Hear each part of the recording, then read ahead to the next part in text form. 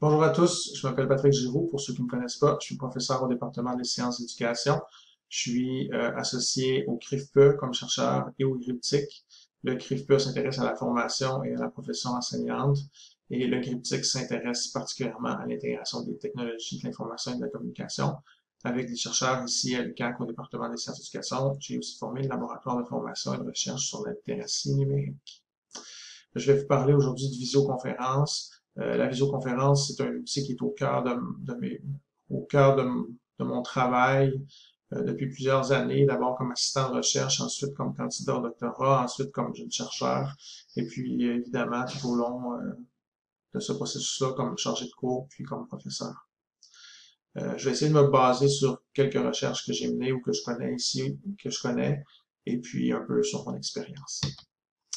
Donc, très rapidement, d'abord, il faut savoir, il y a plein de choses qu'il faut savoir sur la visioconférence, mais une des premières choses que vous devez savoir, une des premières choses qu'un enseignant doit prendre en compte, c'est l'attention. Euh, Pourquoi? D'abord parce que l'attention, c'est nécessaire à l'apprentissage. Il faut sélectionner les bonnes informations si on veut apprendre, si on veut avoir une chance d'apprendre.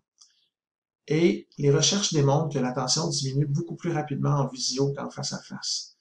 En comparaison, lors de recherches qu'on a menées ici au Québec, l'attention sur les sites distants en visioconférence diminuait drastiquement après 40 minutes, alors qu'elle était encore potable, bonne, puis qu'elle avait seulement diminué un petit peu sur les sites locaux, sur le site le même en face à face avec le professeur. Donc, il semble que lorsque les apprenants sont à distance, leur attention diminue plus vite. Autre chose, c'est que c'est plus difficile de maintenir son attention en visio. Pour les apprenants qui sont à distance et qui prennent un cours en visioconférence, il faut comprendre que ça leur demande plus d'énergie, plus d'efforts de concentration. Ils doivent s'investir plus pour réussir à maintenir leur attention. Puis ça, bien, les enseignants doivent le savoir puis doivent le prendre en compte. Qu'est-ce qu'on peut faire pour soutenir l'attention des apprenants? On peut d'abord jouer avec le temps.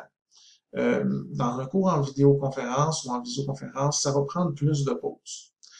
Ou ce qu'on peut faire, c'est faire des cours plus courts. Maintenant que je vous ai dit que après 40 minutes, l'attention a beaucoup diminué, vous comprenez qu'on c'est pas possible de faire un cours de 3 heures. Donc, n'hésitez pas on est peut-être mieux de faire 2 cours, 2 rencontres durant la semaine, plutôt que de faire une longue rencontre de 3 heures, par exemple.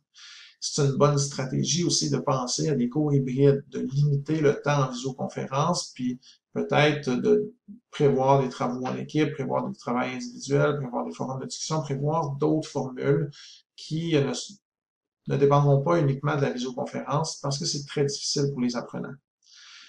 Une des choses qu'on a remarqué, c'est qu'il faut garder l'apprentissage actif, puis il faut maintenir l'interaction. Donc, ce qu'on peut faire, c'est choisir des stratégies qui vont favoriser, parmi toutes celles qui sont présentées dans le plan du colloque, des stratégies qui favorisent l'apprentissage actif. Ou des fois, c'est dans le type d'animation qu'on met en place. On s'est rendu compte que même dans un cours qui était essentiellement magistral, si le professeur, par exemple, gardait toujours les élèves, les apprenants réveillés ou sur le bout de leur siège, en, en posant des questions tout à fait aléatoires. C'est comme s'ils pigeaient un numéro, ils pigeaient un nom dans un chapeau. Les apprenants ne savaient jamais comment, quand ça allait être leur tour de répondre à la question, puis il y avait une question toutes les 2, 3, 4 minutes. Donc, ça garde les apprenants actifs, ça les garde engagés, puis en visioconférence, ça a montré on a vu que ça pouvait avoir un effet bénéfique. En visioconférence, évitez de simplement reproduire ce que vous faites en face à face. Malgré ce que les chercheurs pensaient au début des années 90, puis encore au début des années 2000, la visio, c'est pas du face à face à distance. En fait, dans le cadre de nos recherches, on a documenté des situations où le scénario pédagogique était perçu complètement différemment selon que tu étais sur le site distant, donc à distance, ou que tu étais sur un site local, dans le même local que le prof. La quantité d'interaction était perçue différemment, l'objectif des méthodes pédagogiques, la manière de fonctionner, ça pouvait être très, très positif sur un site puis perçu très négativement sur l'autre. Donc, il faut faire attention. En visioconférence, c'est pas comme si vous gériez un groupe. En visioconférence, c'est comme si vous gériez plusieurs groupes ou un paquet d'apprenants qui sont répartis sur plein de sites. Donc, on peut pas faire comme on fait en face à face, ou en tout cas, on peut pas nécessairement faire comme on fait en face à face. Souvent, ça demande des adaptations. Il faut investir au début d'un cours, au début d'une session, je vous recommande d'investir dans la formation des apprenants. Pourquoi? Parce que la recherche a démontré que le sentiment d'auto-efficacité des apprenants puis les perceptions qu'ils ont du cours, mais aussi du média que vous utilisez, sont liés à l'attention. Donc, qu'est-ce qu'on devrait faire? Assurez-vous, lorsque vous commencez une formation, vous commencez un cours, que tout le monde est capable, sur le plan technique, d'utiliser facilement, euh, sans problème, sans difficulté, tous les outils que vous allez utiliser. Vous êtes dans Zoom, vous prévoyez utiliser le mode qui permet, la fonction qui permet de faire des quiz ou la fonction qui permet de répartir les apprenants dans différentes salles pour faire des travaux en équipe, par exemple. Faites des pratiques, montrez aux gens, expliquez aux gens qu'est-ce qu'on fait si ça marche pas, comment vous pouvez me contacter. Il faut aussi pratiquer le protocole de prise de parole. C'est plus dur de lever la main. Prévoyez un protocole de prise de parole, puis pratiquez-le en début de cours jusqu'à ce que les étudiants, les apprenants soient à l'aise, puis sachent, OK, c'est facile, je suis capable de le faire. Il faut aussi parler de l'étiquette. Si vous voulez pas avoir des gens qui prennent une bière à distance, si vous voulez pas avoir des gens qui sont installés dans un corridor très passant dans la maison, il y a une certaine étiquette à respecter, puis il faut en parler avec les étudiants, puis il faut mettre ça sur la table, puis faire des exemples avec eux, puis s'assurer qu'ils comprennent bien. Quand ils vont se sentir à l'aise, quand ils vont se sentir bien avec l'outil, ils vont pouvoir se concentrer plus facilement sur votre cours. Méfiez-vous aussi du délai méthode pédagogique impact.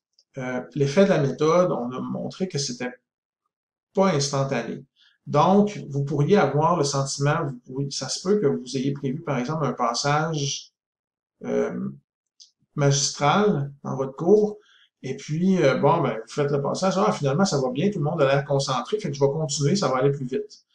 Méfiez-vous, parce que la méthode pédagogique a un impact plusieurs minutes par la suite. En fait, dans les recherches, on a trouvé que après 20 minutes, il y avait un lien positif entre la méthode au temps 1 puis le niveau d'attention au temps 2, puis le niveau d'engagement au temps 2.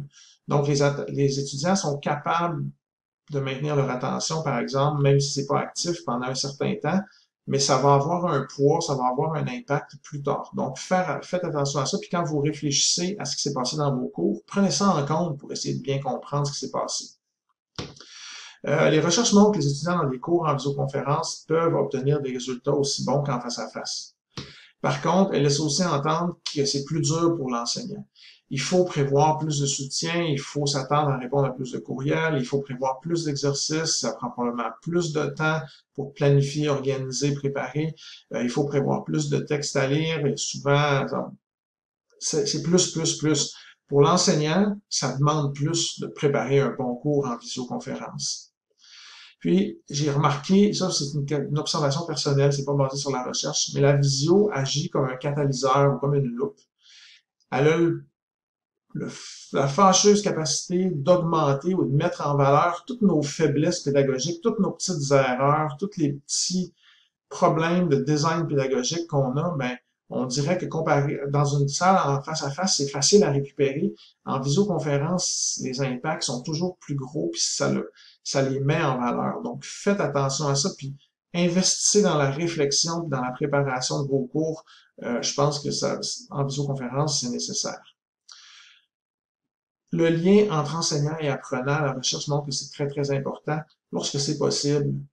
Actuellement, ça ne l'est pas, mais lorsque c'est possible, plutôt que faire 15 semaines en visioconférence, par exemple, pensez à aller à cette île, rencontrer vos étudiants, créer un lien avec eux pour qu'ils sachent à qui ils vont parler, qu'au moins une fois dans la session, vous leur ayez une ou deux ou trois fois dans la session, on leur a serré la main, ils nous ont vus, on peut venir après le cours, venir nous parler. C'est important, là. Donc, quand vous êtes capable, privilégiez plutôt une formule hybride dans laquelle vous allez utiliser la visioconférence, mais pas tout le temps. Si jamais vous avez des questions, je sais que c'est rapide, mais j'ai déjà dépassé le temps qu'on m'avait alloué. Si jamais vous avez des questions par rapport à l'usage pédagogique de la visio, ça va me faire plaisir d'y répondre. Vous pouvez m'envoyer un courriel ou me contacter via Twitter. Et puis, bon, ben, à la prochaine, puis bonne chance avec vos cours à distance, tout le monde. Bye!